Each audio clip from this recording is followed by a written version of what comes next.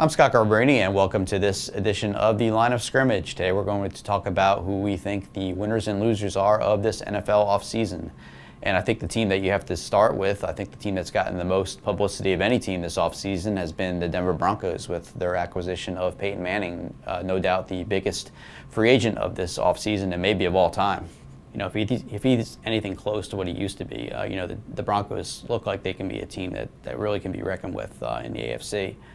As far as the drafts go, I think the Tampa Bay Buccaneers were one that really stood out to me. And they've had a great offseason as well. They had some really big free agent signings. Vincent Jackson, the wide receiver from San Diego, Carl Nicks, who is maybe the best guard in the NFL right now, and they took him away from the division rival in New Orleans. So that's really a double whammy right there.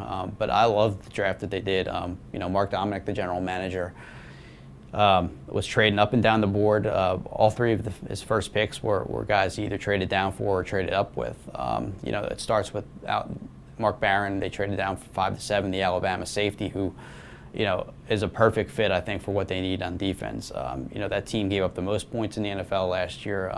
The secondary was a real sore spot, and he's by far the best safety in this draft, and a guy who can step in right now and have an impact maybe to what Eric Berry did 2 years ago with the Kansas City Chiefs, who was the 5th pick. So, I think that was a great move by them right there.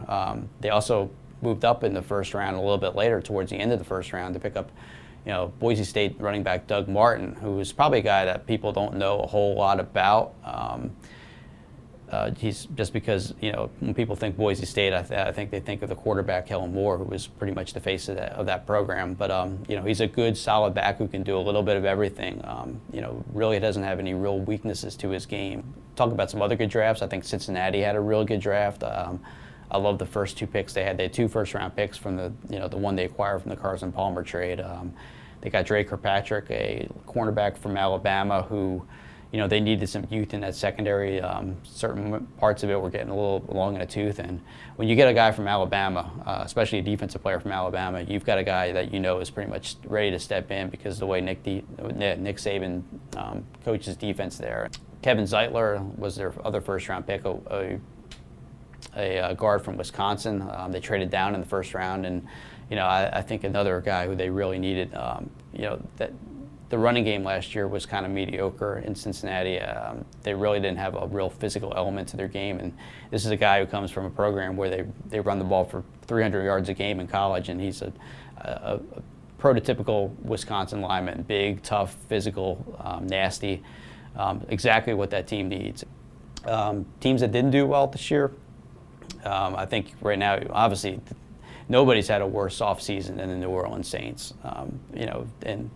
And it's not just from the bounty scandal, obviously, and losing their head coach for an entire year. I mean, that's right then and there. That's the biggest blow maybe of the entire offseason. But remember that there's still the Drew Brees contract situation that they're still working through, and that could be a potential problem down the road. You would think they get something straightened out by July or whatever before training camp starts, but then again, you would have thought that would have happened already. So, the longer this thing drags out, the more potential for danger there is.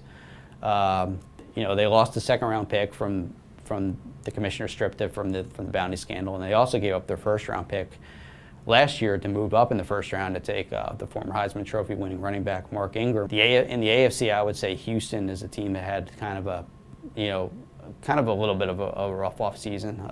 I think they did okay in the draft.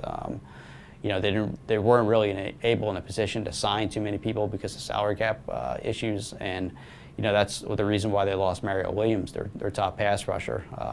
But they not only lost him, they were forced to trade D'Amico Ryans, a very solid inside linebacker that they gave up to Philadelphia for pretty much a modest cost. I think it was a 4th-round pick they ended up getting out of that deal. And they also have to rebuild part of their offensive line that was so good last year. They released their right tackle, Eric Winston, one of the best right tackles in the league right now. I'm Scott Garbarini. Thanks for tuning in to this episode of the Line of Scrimmage.